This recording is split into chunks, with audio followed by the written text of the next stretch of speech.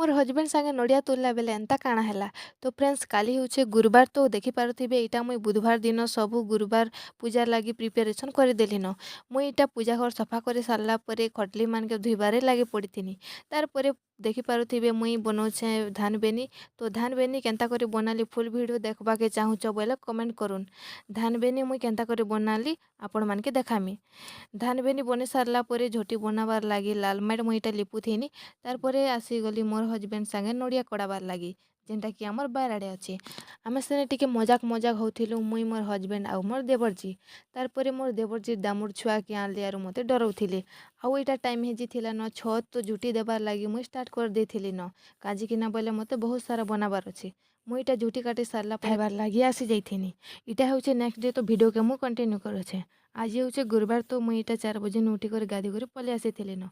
तो मुई पूजा पूजी सरी सारला परे लक्ष्मी पुराण